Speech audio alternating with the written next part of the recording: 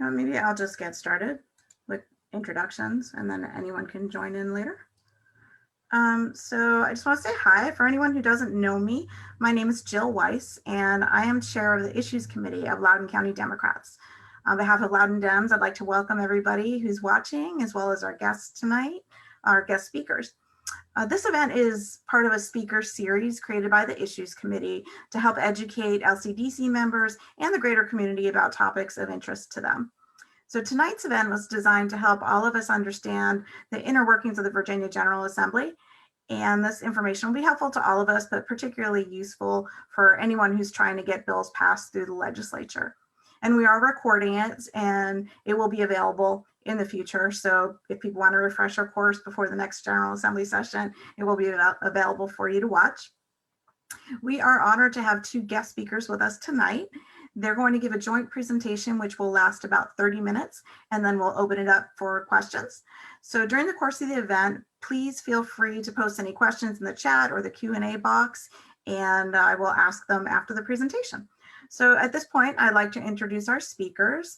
Tonight we have with us Sara Hayet and Adrienne Tetreault. Sara is a chief of staff for Delegate Wendy Gooditis. Prior to joining Delegate Gooditis' team, Sara worked on electoral campaigns in Pennsylvania and Virginia. She also served as a community organizer with Planned Parenthood Advocates of Virginia. Thank you, Sara, for coming tonight. And Adrienne Tetreault is the chief of staff for Delegate Kathleen Murphy. She previously worked as a community organizer for voter outreach and restoration of voting rights with the New Virginia Majority. She also worked for Delegate Murphy in 2018 and 2020 as a legislative aide. So at this point, I just want to welcome our guest speakers, and I'm going to turn it over to you. So Sara and Adrienne, we look forward to your presentation. Yeah, thank you so much, Jill. I'm going to try to share my screen now so that y'all can follow along with a little PowerPoint that we put together to help answer some questions that we got in advance. All right, can everyone see my screen? Yes. Okay, great. So we're going to start with a really basic overview of things like, what is our government structure? What do they look like? And how does the bill become a law? Before we dive into some questions that folks submitted in advance of our event today. And then we'll open it up to any questions that we haven't addressed. So hopefully we can demystify this whole complicated legislative process and set you up to be really effective advocates for the bills and issues that matter to you. Adrienne, do you want to start us off with our branches of government? Sure. Obviously, we have the three branches, the governor, which is the executive, the legislative, which is the House and the Senate, and then we have judicial with all the judges. Yes, so our expertise, falls within the legislative branch where our bosses work, but we work closely with the governor and his administration, both on bills that they ask us to carry and, as he figures out what amendments are necessary for legislation that passes the General Assembly. We work less closely with the judicial branch in our position, although of course our bosses are responsible for appointing some judgeships. So I'll talk briefly about how a bill becomes a law, and Adrienne, please jump in and add anything I forget. But basically, it starts with an idea. A lot of times it's from an organization, a nonprofit, a constituency group, or it's just an individual constituent who kind of recognizes an important gap in our existing Virginia code or Virginia law. So that constituent, comes to us and presents us with the idea and with the kind of need for a law. I'm going to use for example purposes, this year, Delegate Gooditis carried a bill for domestic worker protections. That idea came about because of the Domestic Workers Association of Virginia, Care in Action. So we worked with them and we introduced the bill. Delegates in Virginia don't write the bills themselves. They come up with the ideas, they do all the research, but we have attorneys who do that, since we are a citizen legislature and not everyone has a law degree. So we send it off to the Division of Legislative Services, our attorneys, who write it up, and then it gets submitted and it gets assigned to a committee. I think the House has 14 committees, the Senate has 11, but don't quote me on that. I can give you the website with all the committees. And those committees are best equipped to discuss issues in detail. So Delegate Gooditis sits on the Agriculture Committee as the vice chair. She also sits on Labor and Commerce. Labor and Commerce is where the domestic workers bill went. And they studied it and saw if it was feasible, which parts of it were. And they determined that parts pertaining to health and safety, labor protections were feasible, and that there was support and a need for this bill. So the committee then reported that bill, which means it moves forward to the full House and or Senate, depending on which side it's on. The House, it has to go through 3 different readings, so 3 different days. The first 2 readings, there's discussion. The second reading is when the delegate will speak to the bill, really explain it. There's an opportunity for questions. And then the third reading is when the House or Senate votes on the bill. Once it passes the House, so in this case, the domestic workers bill, it passed the House, it then went to the Senate, and it starts the same process over. So having gone through the House, a bill would then go to a Senate committee, the Senate Commerce and Labor Committee. And then the Senate can make changes. It passes the Senate. And then if the bill passes both the House and Senate in identical posture, so the bill came out of both chambers looking exactly the same, that's the ideal situation, it goes to the governor. The governor can then sign it, he can offer changes, or he can veto it, which we hope doesn't happen. The governor does have a time frame, a little less than 6 weeks, in which he has to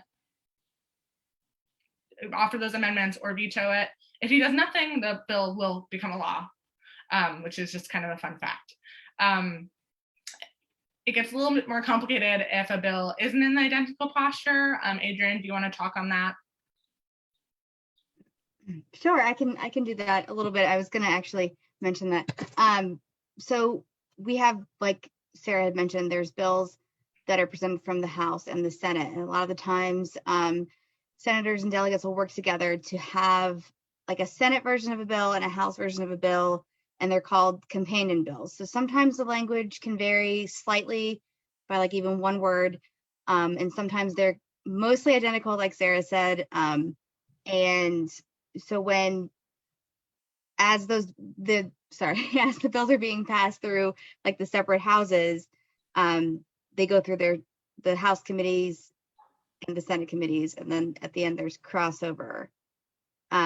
So then that means like all the Senate bills comes over to the House, and then House bills go to the Senate, and then I guess whichever bill wins is the one that passes. So ideally, again, like we get questions about companion bills, and it's not like one bill's better than the other. I mean, at least on the regular, that's what that means. But sometimes there is one preferred bill based on language. So the goal is just to have like the same law pass or the same thing accomplished. So that's often why there's companion bills in case one fails. Yeah. And let's say 2 different versions, the House and Senate can't agree on different versions of a bill. Then it goes to this fun thing called conference committee, which is there's an equal number of senators and delegates on it. And they have to hash it out in that committee and come to a solution, which then each chamber can vote to approve, at which point it passes and goes to the governor. Sometimes though, it goes into conference committee, and the House and Senate representatives on that committee just can't work out a solution. So it dies in conference, which is, we always try to avoid that and try to get the work done, but it's not always possible. The 2 chambers are kind of like siblings. They have a love-hate relationship at times and different views. So the next part of the presentation, these are questions that folks submitted in advance about the legislative process. So hopefully we can provide some clarity. So our first question, it seems to me that we start thinking about legislation mid to late fall when we are nearing the start of session, understandable, but that is far too late. When do legislators want to be approached about possible new bills? Adrienne? Okay, so as the slide says, the short answer is as soon as possible. If you're working with a particular organization or you represent an organization and you have an idea for a bill, you should just reach out to the legislative office that you want to potentially carry the bill and just start a discussion. because we get really busy with legislative things all year, and especially with COVID, there's been a lot of challenging aspects to tackling a pandemic and then adding legislative work. So the advice is to start meetings now, so we can have a chance to listen to your concerns and kind of also help guide and see like what we might need to like fix in the code, or like how we would craft language. That takes time, and it's kind of a process. So that definitely can't be, something that's left to the last minute. And also, again, this year we'll have another special session, or maybe two at some point. So we'll be, kind of bouncing back and forth with those kinds of things as well. So the earlier the better. And it's helpful to have like a list of ideas when you're contacting offices of what you want to accomplish. Like, let's say you want to, why can't I think of an example? Address food insecurity. Yeah, there you go. That's exactly what I was trying to say. Okay. Yeah, address food. Yeah. Address food insecurity. Like then get a list of ideas, or like doing research on how other states might have accomplished to us really is very helpful in helping us craft how we want to address it on our level, on our side of things with the state.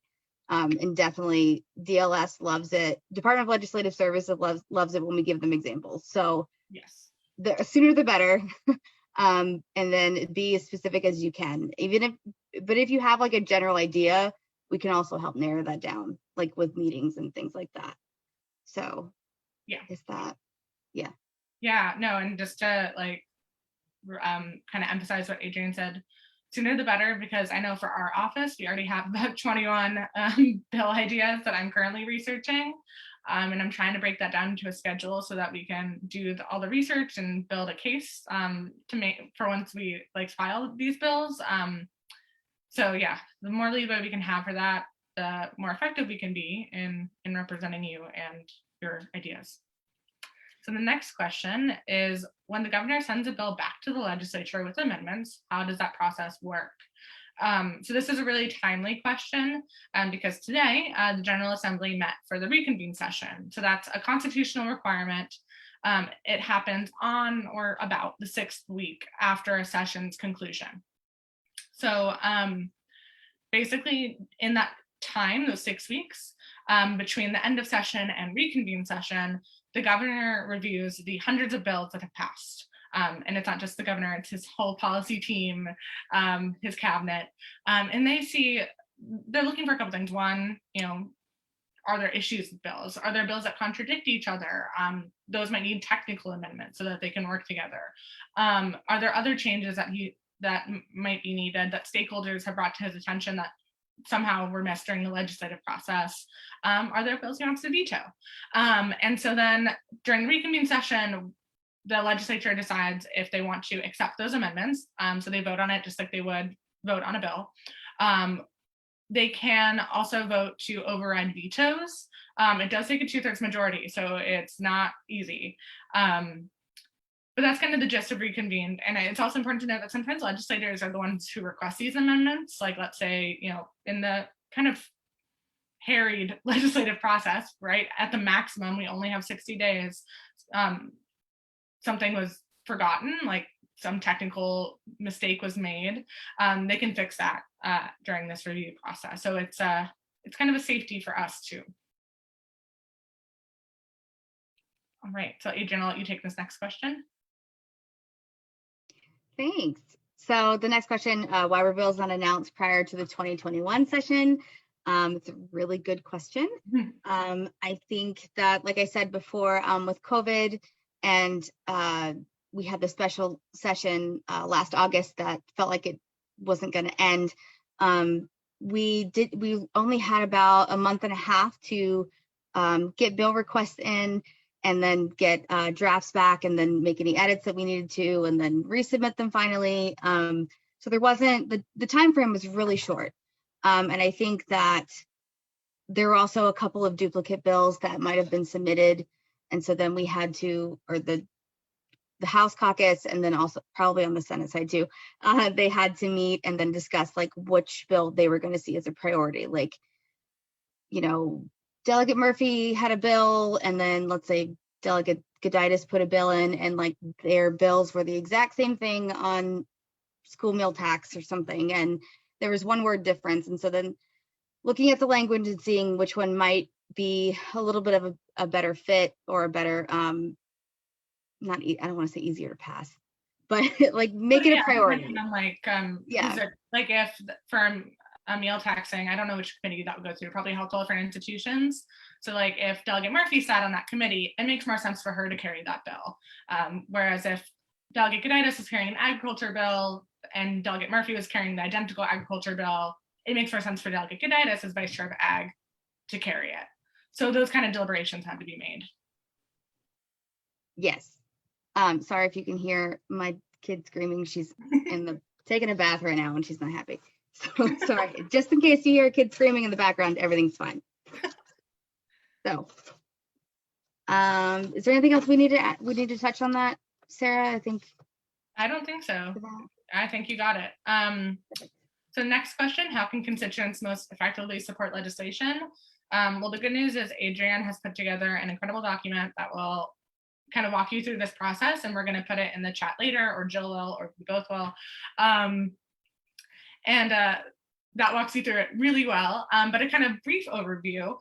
So first, call and email the appropriate committee members. All bills will get referred to a committee. First, you want to make sure that the legislators are going to take it up. That's at the discretion of the chair. And sometimes bills have come up because of broad public support for them. So research your committee members, and I can also include a link to the committee page so you can see what those committees are, who serves on them, et cetera.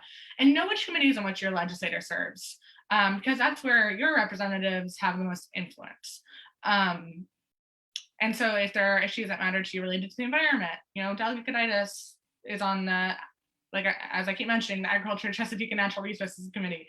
Like, that's a place where she can, really make her voice heard. Email those you believe will oppose, and really get their constituents to do so. I think organizations like Care in Action, Sierra Club, they do really good work in making sure that there's effective and targeted outreach like that. So get involved with those organizations.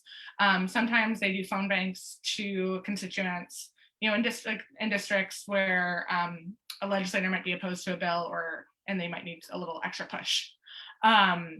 I hope that's clear. If we need further clarification, just put questions in the chat. I'm happy to talk about that more. Adrienne, do you have anything you want to add on this one?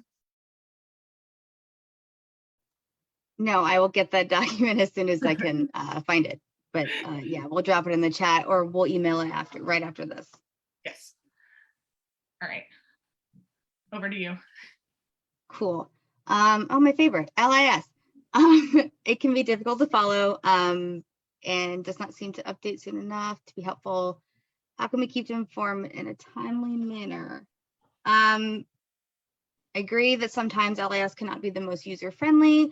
I know that sometimes there still can be issues with it, even on our side of things. And let's see, if you're really interested in a piece of legislation, I think Sarah touched on this. Email the bill patron who is carrying the bill, and you can ask for updates. I know that during session, especially, we get a lot of emails from constituents asking about what's the status of the meal tax bill. Like, I don't know why I'm sticking with that example, but that's what I got. And so then we'll say, this bill is is being heard in this committee tomorrow, and then it's going to go to the floor, or we think that this bill's on the second read on the House floor, and then it's going to go to third read. So like we usually give pretty detailed updates on bill status if we know it. There are times where we think it's at a certain status and then nothing's updated on LIS, and so then it's a little bit more difficult sometimes to get that out information wise. Let's see, but you will definitely, like, most offices respond with emails with links to LIS, to the bill page, and then you can see co-patrons, bill status, fiscal impacts. Did I say co-patron? Get I a think copy so. of the bill. Print a copy of the bill then too. And just you can really track the status of it on LIS, even though sometimes it can be frustrating. And also there's the daily, I see this now, the daily floor calendars are on there. You can see the floor calendars for the day for the floor session to follow along with that and see like if what particular bill might be on the floor that day. Committee agendas are key. Like Sarah had mentioned, all the bills go to committees first, and then they come to the House. And you can click on a committee and see what their agendas are for their meetings, and also find meeting times and, committee meeting times, and sign up for organization newsletters. Yeah, I can talk about that one because I think Okay. I added that. To your Sorry. answer. Yeah. No, you're totally good because Perfect. I added some of this because a lot of Adrienne did a ton of this prep, and then I added a couple things at the end.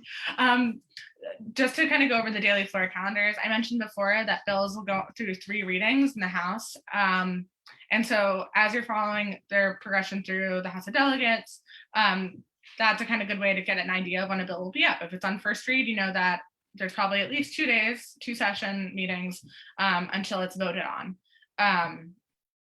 So it's not a perfect science because they can pass by bills for the day, which means that they don't take them up that day, might push the reading a day or 2. But I know like for our office, we have kind of that the vocabulary that might confuse you if you see them in LIS. It's on our website. We have like a little dictionary for the legislature, and I can also send you that when we're done with this presentation. And committee agendas are a place where you can also sign up for public comment this year virtually. And I'm hoping that the virtual comments will continue post-COVID because I think it makes us really accessible to the public, which is nice. Don't forget, of course, to sign up for our newsletters. All the delegates have newsletters. I know our office sends out one every week during session with updates on our bills and other key pieces of legislation. And also we just try to provide a kind of general update on where we are in session, since the session calendar can be a little confusing. And then organizations, I mentioned Sierra Club before, Virginia Interfaith Network, they track bills and they have full-time, staff, policy staff to do that. And so they send regular updates during session. I know I get a lot of them about different bills. And so find those organizations that are doing advocacy on issues that matter to you in Virginia, sign up for their newsletters. They will help you stay up to date during session in the most timely manner as they can. The next question is the General Assembly different in length in different years? What control does the governor have over that? Which is a really good question because this year we did have some kind of wonkiness going on with our General Assembly session length. The short answer is in even years, the General Assembly session lasts 60 days. So 2018, 2020, 60-day sessions. In odd years, they are 30 days, but can be extended to 45, and historically are. It's become the norm to extend session in odd years to 45 days because we have too much work to keep it so short. So that's a constitutional thing. The governor cannot change that unilaterally, but he can call a special session. So the General Assembly decides in odd years if the sessions will be extended to 45. You need a 2/3 majority to do that. This year, our friends on the other side of the aisle decided that they didn't want to, had better things to do than serve our constituents. And so they tried to keep it to 30 days. The governor then called a special session, which started right after or kind of during the regular session.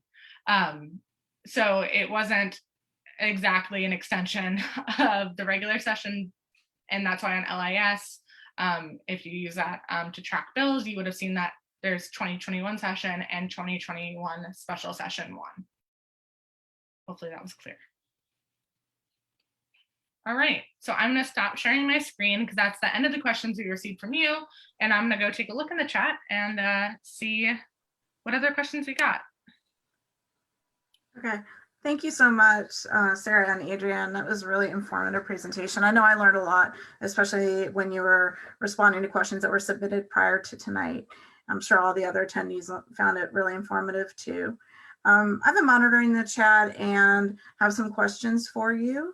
First question is, if the governor doesn't take action, how many days is it before the bill automatically becomes a law? So every bill, if you look at it on LIS, and I might share my screen again if I can pull this up quickly, there will be an action deadline listed with it. I know a lot of the bills this session, the action deadline was March 31st. I think it starts counting down from the moment it is sent to the governor, and that the timeline changes depending on when it's sent and how close to the end of session it's sent. I don't remember it exactly off the top of my head, but I can show you where to find those deadlines. So I'm going to share my screen one more time. All right, so here I have Delegate Gooditis's domestic workers bill. And if you scroll all the way down, you can see here that the House sent the bill to the governor on March 15th. And so the governor then, his action deadline is listed here. He has until, or had until 11:59 p.m. on March 31st, which he approved it right on the 31st. But if he had just done nothing at 12 o'clock on, I guess, April 1st then, it would have become an act of assembly, aka a law. Okay, great, thank you. Next question is actually about LIS.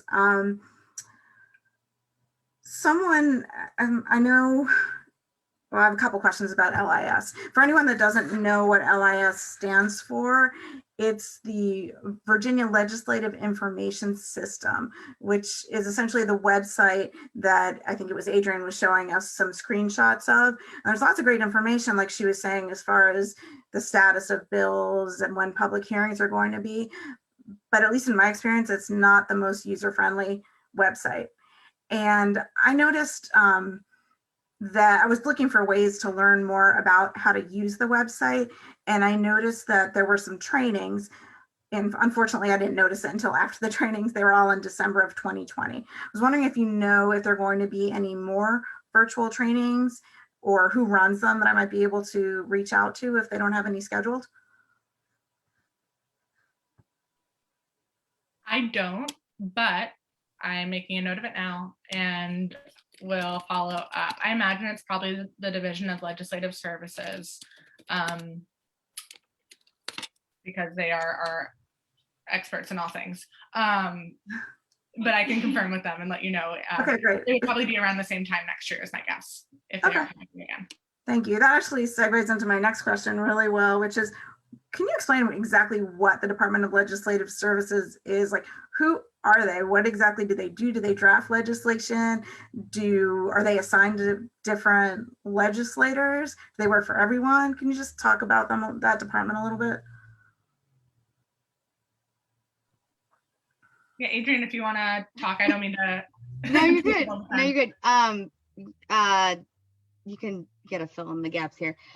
So Department of Legislative Services, they are the ones that work on drafts for bills. They're also like a huge resource if you ever want to know how many environmental bills the state's passed. Like you can call and ask them how many, or for a list of bills. Nope. No, you're good. I totally lost my train of thought. Sorry, guys. You were making sense to me. Yeah, they are experts on different issues. So they're not assigned to individual legislators, but rather assigned to committees. And so there's House Division of Legislative Services and Senate. There's a little bit of crossover sometimes, depending on just the number of staffers they have. But they're all attorneys, they're nonpartisan. And we have this system. I mean, to be honest, it kind of looks like early, like 2000 Windows. But we go in and we submit our bill idea. And so, like, it can be a meals tax, it can be the domestic workers bill is the one that's going to head now because we just looked at it. And we say, you know, we want to extend health and safety labor protections to domestic workers by amending X, Y, and Z. And so they are the legal experts who can actually draft that so it works. And we're not inadvertently changing a part of Virginia code that we don't want to change. They attend all the committee meetings. So if there are legal questions that come up, they're able to answer. And yeah, they're just a resource for us year round because they really are just experts. And they know not just what's currently going on, they're not just aware of the duplicative bills or similar issues that might exist now, but a lot of them have been there for years and years and years. So they also have wonderful wealths of knowledge about Virginia legislative history, which can be very useful as you try to make these changes. Okay, thank you. That's definitely helpful because I kept hearing about them, but I had no idea who they were or who they worked for. So thank you. It's good to know that they work for the committees and that they're nonpartisan. Another question somebody entered into the Q&A is, when do petitions and signatures to support legislation come into play? I mean, So, sorry, go ahead. Sorry. No, Adrienne, you take it away. So I would, petitions and signatures, as in, I think like if an advocacy organization was collecting a bunch of signatures in support of a bill or something like that, when would it be most advantageous to send it? I mean, I think that again goes along with like advocating for a bill early. I mean, I think at any point, and it's acceptable, you know, like no one's gonna be like, oh, we got another email from that group with that signature or the signatures, you know, like we do get a lot, but it's helpful to help gauge where people are and where different organizations are, and maybe, you know, there might be something that is a particular interest or aspect of a bill, like a one sentence or like one thing of aspect of a bill that a certain group might not like, right? So if you hone in on that one particular thing and that's all you email legislators about, like, we'll remember that. We'll be like, oh, that group really doesn't like that sentence. Like, and these are things we can bring to our committees. These are things we can bring to even bill patrons, if it's not our bill, if it's someone else's bill. You know, these are discussions that are easily had when we know that there's representation for it, if that makes sense. Like, sure. The more representation and the more you can kind of get your opinions out there, like the better it is, like at any time of year. Okay. I also think those kind of mass communications are particularly impactful in a couple different stages. One, if it isn't certain that the bill will be docketed by the committee chair. So ultimately, like, you can file a bill as a legislator, but the chair of the committee decides if it's going to be on the agenda. And if it's not on the agenda, like, it's dead upon arrival. And so there can be a number of reasons why a chair doesn't hear a bill, and they might even be supportive of it, but like, they might know from the jump there's not money for it in the budget. They don't have the time to take up such a big issue that year, et cetera, et cetera. People can put pressure on the committees though, and kind of build up that political support for it. The other time is also second read, is when there's floor discussion. I know there have been times where legislators have been swarmed with emails about a particular issue, and all of a sudden that becomes a topic of discussion on the floor of the House of Delegates. And it can impact how legislators view a bill and how they end up voting on it. And so I think those are also two times where those like petitions and signatures really do affect our work and make us think about different components of a bill and whether or not we want to move forward with the bill as is. Thank you. Another question, a lot of times I'll see calls to action asking people to reach out to specific legislators who might not be supporting a particular bill yet. And I always wonder, do they give any weight when people who don't live in their district reach out to them? Because right now, you know, most of us on this call, I think, are Democrats, and we're fortunate in the sense that we're being represented by Democrats who are often already in support of things that we care about. So when we hear from other people, you know, please reach out to this person or that person who aren't our representatives, is that worthwhile doing? I understand if they're on the specific committee or their chair, it's important, but if they're not on the committee and we're just trying to get them to influence their vote, do they pay any attention to people who aren't their constituents?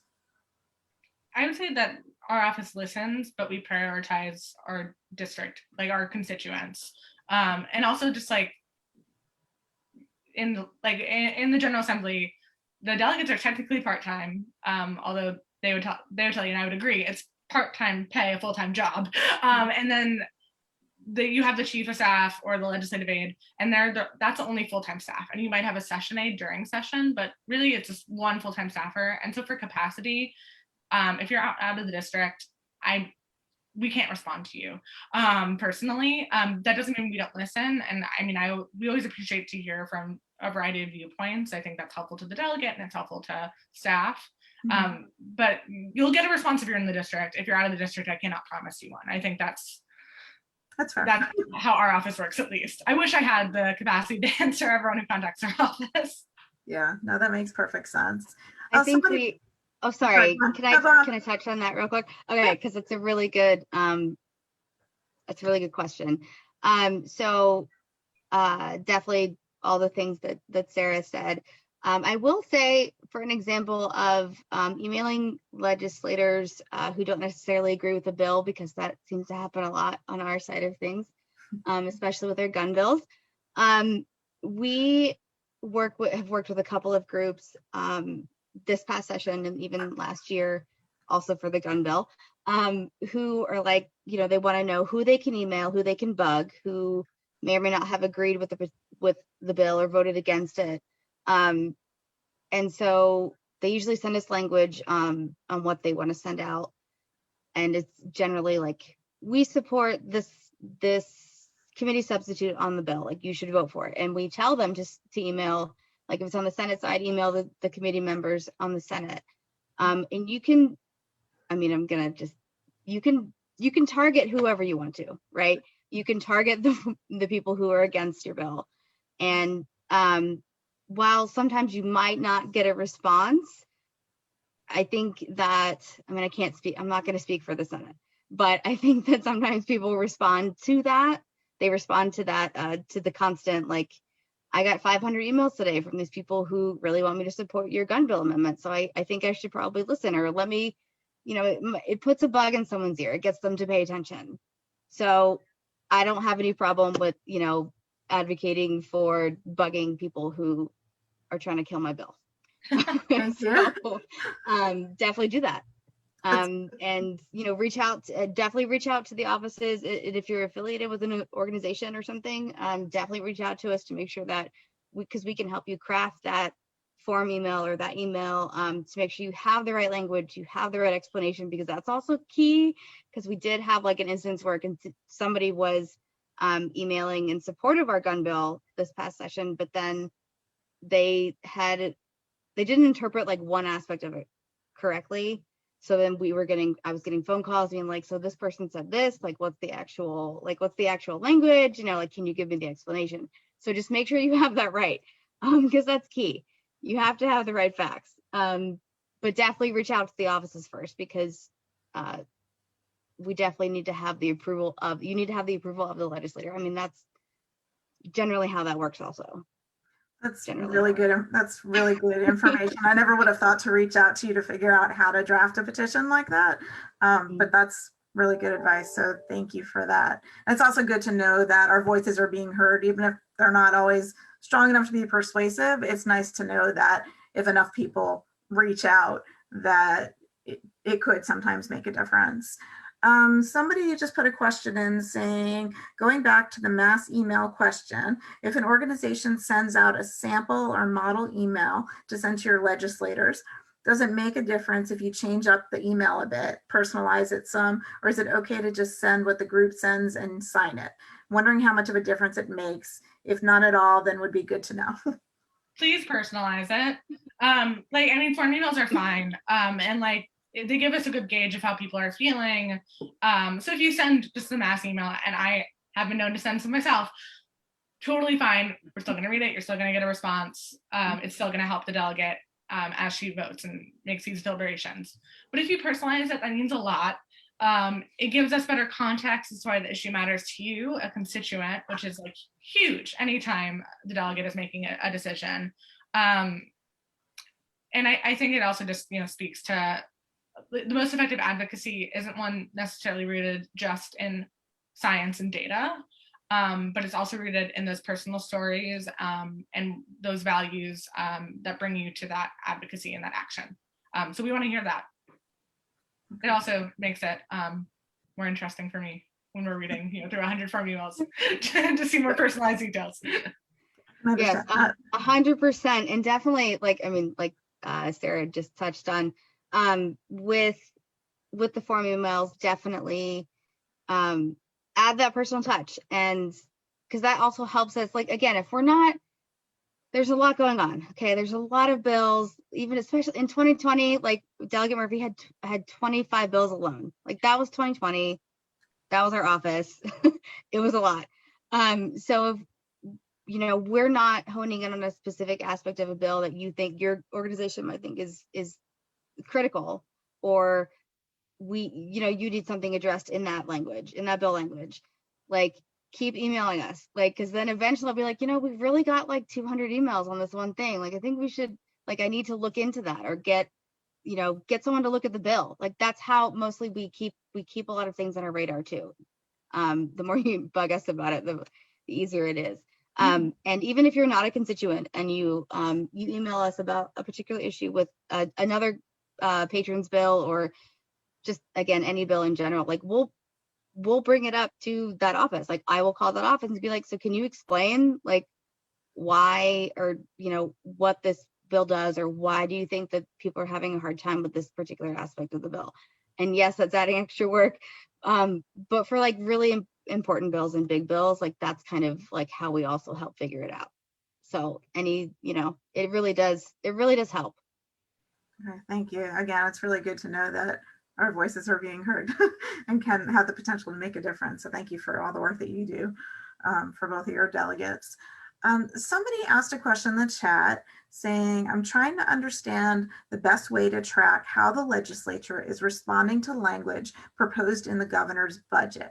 I was trying to do that this past session and it was very difficult. I'm laughing because it is so difficult, and I think even like full-time legislative staff struggle with it. So I might just share my screen. We're going to walk through the budget website. It's much easier if I can explain it to you with a visual aid. And even then, I'm going to leave it the caveat that the Commonwealth Institute is a really excellent organization made up of policy experts who always provide multiple, like 1 to 3 pagers on the budget and its different iterations during the session. And they break it down into issues like education, public health, environment, issues that I imagine matter to a lot of the lovely Democrats on this call. I would ultimately refer to those, but if there's like something, like let's say your delegate is carrying something for the local issues that might not be tracked by the Commonwealth Institute, like Delegate Gooditis carried a budget amendment for a domestic violence shelter in Frederick County. That's not going to show up in the Commonwealth Institute's one-pager, so contact us about it. We can provide you updates on where it stands in the process. It's going to be a lot easier than what I'm about to show you, but I will show it to you because you asked, and I'll do it quickly. All right, our lovely budget bill. Okay, so this is the state budget website. Oh, sorry, that's LIS. This is the state budget website. It's budget.lis.virginia.gov. We can send all of these links out later. Here you can flip through the different sessions. So we're going to go to the 2021 special session. If you want to follow the governor's budget as introduced, you'll find it here. So this is the bill he submitted at the start of session. This does not include any amendments made by the General Assembly. Under this column here, budget amendments, you can see budget amendments that have been introduced, and you can narrow it down to committee approved. So basically, once a budget amendment is introduced, it then goes to the Appropriations Committee. Both the House and the Senate have one, and then Senate Finance and Appropriations, House Appropriations. The committee then decides whether or not they approve it, whether or not we have the money for it, and then it goes to the floor of each chamber, and the chamber votes on all these amendments, and those you can find under floor approved. There is inevitably a difference between the House and the Senate versions of the budget. So the budget almost always goes to conference committee. You can see what amendments are agreed to by both the House and the Senate in the conference report. And then that conference report gets sent to the governor. The governor can provide vetoes or amendments to that kind of final conference bill, which can be found here. So going back to the budget bill, the whole thing now is in this enrolled version. The tricky thing is there are item numbers, they change throughout the process, so it's not super helpful for finding it later on. But there is a search bar here. If you know keywords, you can put it in there, and then you can narrow it on the side to what has been enrolled, what has been floor approved, what has been committee approved. That's my like super quick summary of a very complicated, not super user-friendly process. But again, if you're looking for something in the budget and you can't find it, email your legislative office. Will help you because it's a pain. I understand. Yeah, thank you very much for that offer. It certainly sounds like understanding the whole budget process and how to look things up could be a whole different webinar in and of itself. It really People could who be. are that interested. The Division of Legislative Services has given that presentation to us, so Okay. It might be worth revisiting. Good to know. Okay, well, here's I think a easier question for you. Somebody asked, so bills that are left in committee from the 2021 regular session that are not actively approved to move to the special session just stay in limbo? Yeah, they're dead. If something is left in committee, that's a nice way of saying it's died. It can, in some cases, be resurrected during the legislative session. But if the session ends, it hasn't been considered, the committee process, they're not doing committee hearings anymore, your bill's not moving on. Sometimes you'll see carried over or continued to 2021. So in 2020, we had bills that were continued to 2021. Those can be reconsidered by the committees. They have until December to do that and take action on them. Oftentimes, though, it's still just kind of a nice way to kill a bill. It might be a bill that the committee views favorably, but they just can't get done. And so it's a kind of a way to gently set it aside. Okay, great, thank you. Okay, I have another question. Someone said, I understand that proposed constitutional amendments have to get voted on in 2 consecutive sessions before they are put on the ballot as a referendum. But why do some other bills that don't require referendums require approval in 2 consecutive sessions? Like, I think this person might be talking about the marijuana bill, and I don't know if it's accurate or not, but in all, like a lot of the articles, at least that I read, it said that parts of it are going to have to be voted on again next year. So I wondered, well, what's the point of including it this year? Like if it's a study or something, I understand that, but it didn't seem like that was the case. Can you explain that a little bit? Yeah, so that's when that has to do with reenactment clauses. So those are put on by one of the chambers. I think, and Adrienne, correct me if I'm wrong, but it tends to be when one of the chambers has reservations about a component of a bill. And so it gives the legislature time to kind of think on it. Like, let's say it's something that, like, let's say it's a component that one group is really like committed, like they want to see it in the bill. They will only support the broad bill if it's like the broader bill if it's included. But the other chamber is like, I think we need to slow our roll. It gives them time to kind of think about it and reconsider it if come next year that's not really the direction they want to head. And I know that there are often kind of legislative squabbles about whether to include those enactment clauses. Okay. Thank Adrienne, you. is that correct? Am I oversimplifying that? No, yeah, no, that's correct. I think so. Part of Jill, part of the question was about, was it like a referendum versus a amendment, a constitutional amendment? No, I think it was, I think the question was more, I think the person understands, and if this isn't right, then let us know, that proposed amendments to the Constitution have to pass in 2 consecutive sessions before they'll be put on a ballot for referendum, because constitutional amendments need to be approved by referendum, right? Yeah. But then the question was, but why do other things that are not constitutional amendments need to go through 2 sessions, which I think is what Sara was just addressing. Yeah, they don't need to. It's a decision by the legislature so that they can reconsider some things that they might just take issue with or have concerns with. But yeah, the person got the constitutional amendment question right. And I think Tony had a related question about changing session lengths. Yes. He said, what yeah, does it I take know to that even change your audio thing does seem odd, but yeah, that would take a constitutional amendment, which, as you know, Jill summarized, it has to be voted on twice with an election in between. So we saw that with the redistricting amendment, and then we'll see it with the automatic restoration of the voting rights amendment. We just voted on that for the first time this year. There will be an election, then they'll get to vote on it again, and then you get to vote on it when it goes to referendum. So that would have to be the same process for changing session length. Do you think there's any chance that they would ever consider making the Virginia legislators' jobs full-time so that they're working through the year like the federal government? Because it always seems bizarre to me that the legislative sessions are so short and they just try to get so much accomplished in a little bit of time. I know there's been discussion about it, and I know some legislators have talked about carrying such a constitutional amendment. Mm-hmm. Is there the political will to get it done? I don't know. I don't know if the voters, even at the referendum level, I don't know if there's the political will to get it done. And yeah, so I'm not. I can't tell you. I do know that it really is a full-time job. So just speaking as me and not as the representative of the office of Delegate Wendy Gooditis, I think it would make sense to have a full-time legislature. Pennsylvania does, a fellow Commonwealth.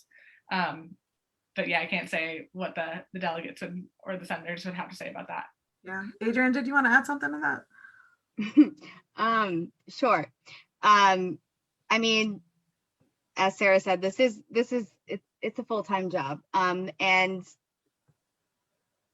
a lot of people would like to see a full-time legislature. I mean, I think it's a great idea, but I think sometimes people tend to sometimes miss why like big bills or big things don't happen because of money, right? Mm-hmm. There's a budget. We have to stick to it.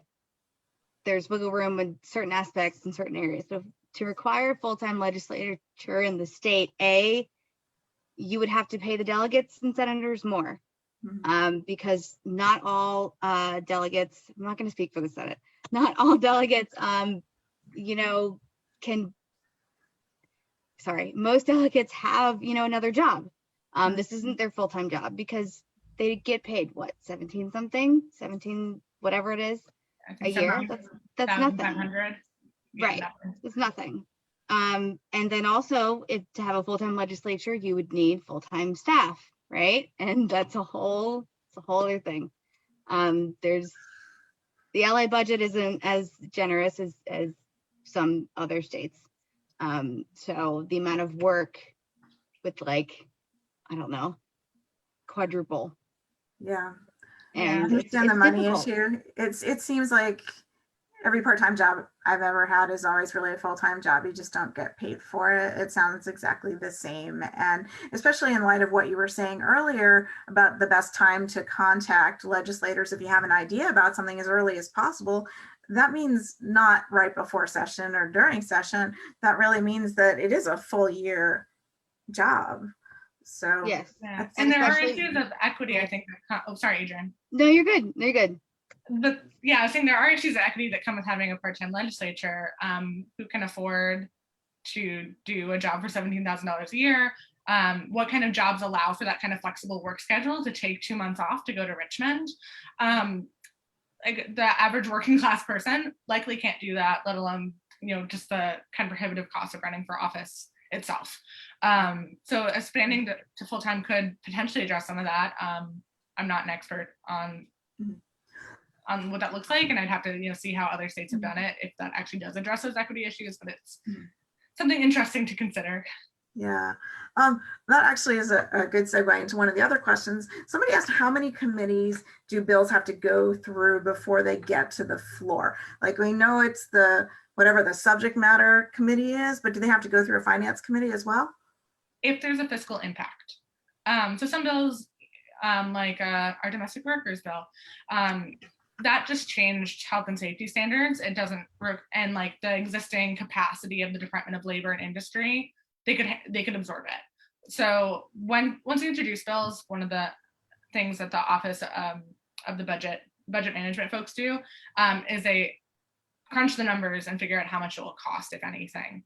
So once they come back with that fiscal impact statement, which Adrienne mentioned before, can be found on the bill page in LIS, then it's decided if it has to be referred to appropriations. I think there's also been some weird instances where a bill might have to go to a second committee, like it goes from general laws and then also has to be heard in another committee, or it gets referred to the wrong committee and has to be reported to the right one. Typically it is one committee or the subject committee and then appropriations. Sure. Okay, thank you. Another related question, how do legislators get assigned to different committees? Do they ask to be appointed to committees, or how does that work? Is it based on seniority? So the speaker, it's ultimately up to her discretion. She's the one who provides those placements. You do, as a delegate, get to voice where you'd like to be placed. Will it be honored? It depends. I think seniority probably plays a role in that. Definitely plays a role in that. But it also, it depends on their backgrounds, and I think the speaker's done a good job of factoring that into the placements. So Wendy, in her first term, prior to our current speaker, but she had a background in science and technology. Her first career was as a technologist, and she served in the Science and Tech Committee then. And then when we got our new leadership, we got new placements. And given Wendy's grown up in rural areas, represents a larger rural area, agriculture made sense. And she was vice chair as one of our few rural Dems. So the short answer is leadership decides, we get to nicely request, and I think the speaker does a really good job at honoring those requests to the best of her ability, or placing you on another committee that has to do with your interests and expertise. Great, thank you. I am not seeing any other questions right now in the chat or in the Q&A, but does anybody have any questions? Now's the time if you want to drop them in the Q&A or the chat. While we wait, I can send links. So here's, can I send to everybody? Yes, here. Here's the budget. I'm trying to remember all that I promised I'd send you now. Adrienne, do you have your advocacy doc that you can drop in the chat? Yeah, I will get that. Great. And I can also send, I mentioned our newsletters. I'll send you the link that you can sign up for them. Thank you. We'll spread that around LCDC. If there's anybody that's watching tonight who's not a member of LCDC and you'd like to be on our mailing list to get information about future events and to get the information that Sara and Adrienne are going to email to us later, please send me a private message in the chat with your contact information, and I will make sure that you get the information that we've been talking about tonight.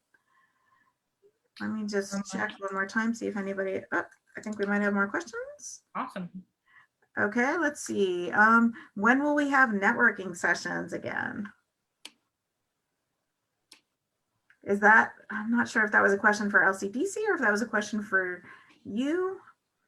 Sure. I don't know what networking sessions are, so I hope it's not for me. Okay. Maybe Like a session like ask that this? question. Could you clarify a little bit? You said a lot of people would like to get to know their local officials. So maybe we can get some clarification in the question and answer box about what kinds of networking sessions the question was about. Let's see, we have another question. What about joint resolutions? Do they have any statutory force? It depends on the kind of joint resolution. Some of them, a lot of our resolutions are kind of more establishing one of our resolutions was making September Brain Aneurysm Awareness Month. That doesn't really change Virginia code. So it's not the same as a bill. I think though that HJR, so the constitutional amendments, however, are joint resolutions. So there are varying degrees of severity with them. So like HJR 555, that one's a big one. That's a constitutional amendment. That has absolutely statutory, more than statutory. It goes above code to the Constitution. So the short answer is it depends. Thank you. Okay, so the person followed up, more of a question for LCDC. So unfortunately, I can't answer that question right now, but I will definitely pass it along to our executive committee and see what the plans are as far as trying to organize some networking sessions sometime soon. Does anybody else have any questions? Give people a couple more minutes to ask questions. In the meantime, I just really want to thank our speakers, Sara and Adrienne, for joining us tonight. I know I learned a lot, and I'm sure all the other attendees did too. It was a lot of great practical advice in addition to just teaching us the way the process works. So I appreciate that and all the work that you do. If anybody comes up with questions later, Sara and Adrienne have both graciously agreed to answer questions that we might have later on, and their contact information will be in the chat box if anybody wants to take that down. Thanks, Jan.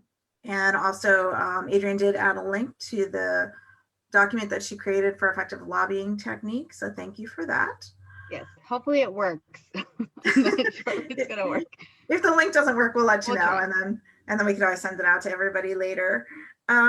Also like to invite everybody to join us next week. 1 week from tonight, we're going to have our next speaker series event, and it's going to be given by Nathan Souls, who is an LCDC member, but he's also the founding member of Zero Carbon Virginia, as well as a member of the Loudoun chapter of the Citizens Climate Lobby.